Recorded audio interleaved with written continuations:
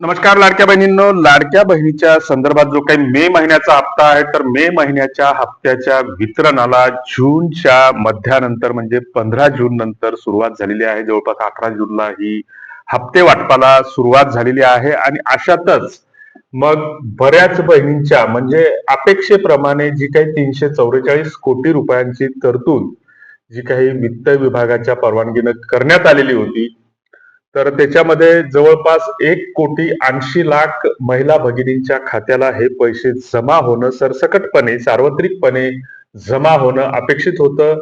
मात्र काही बहिणींना हे 1500 रुपये आले आणि काहींना आलेले नाहीत.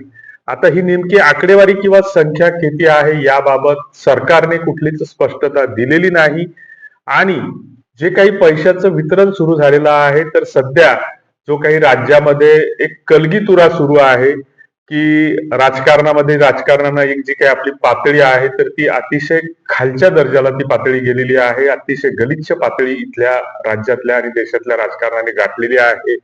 जे काही खासदार फुटाफुटीचं प्रकरण झालं, तर सध्या माध्यमांवर जे आहेत, तर बाकीचे जे काही महत्वाचे विषय आहेत, मग शेतकऱ्यांचे विषय असतील, बहिणींचे विषय असतील, बेरोजगारांचे विषय असतील, गावखेड्यातले विषय असतील, विजेच्या समस्या असतील, रस्त्याच्या समस्या असतील, अनेक गावखेड्यामध्ये पिण्याला पाणी नाही, लोक कर्जाच्या खाईत वेगवेगळे हप्ते भरण्यामध्ये बुडत आहेत, डुबत आहेत.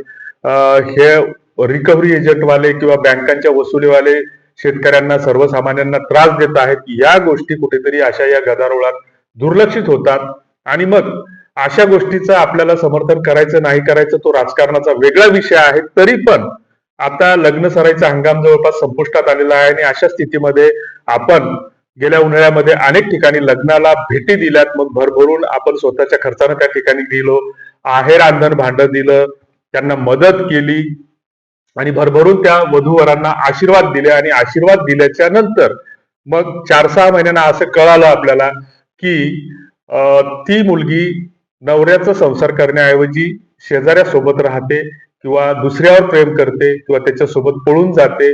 तर अशा गोष्टीला आपला जे काही सामाजिक सभ्यतेचे नियम आहेत, तर ते मान्यता देत नसतात. मात्र आपलीच लोक कुठेतरी याला उदो करतात की कारण ज्या लग्नाला आपण आशीर्वाद देण्यासाठी गेलो, तर तिनं त्याचा संसार व्यवस्थित करणं अपेक्षित होतं. ज्या लोकांना आपण निवडून दिलं, तर कमीत कमी त्यांनी 5 वर्षाचा कार्यकाळ पूर्ण करणं अपेक्षित होतं. परंतु तसं होत नाही आणि आपणही अशा गोष्टींचं समर्थन करतो आणि मग हळूहळू या गोष्टींची आपल्याला सवय होते.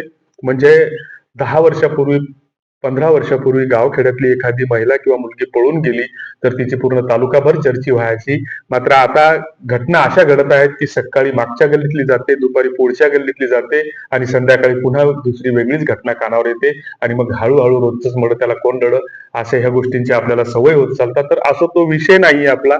लाडक्या बहिणीच्या संदर्भात जो काही 1,80,00,000 महिला भगिनी पात्र आहेत, त्यांना मे महिन्याचा हप्ता मिळायला पाहिजे होता त्या प्रमाणात तो वितरित झालेला नाही आणि अशा स्थितीमध्ये ज्या काही 80 लाख बहिणी वगळण्यात आलेल्या आहेत, तर त्याची प्रक्रिया ई-केवायसी ची प्रक्रिया पुन्हा नव्याने सुरू करण्यात येईल अशी घोषणा मुख्यमंत्र्यांनी केली होती.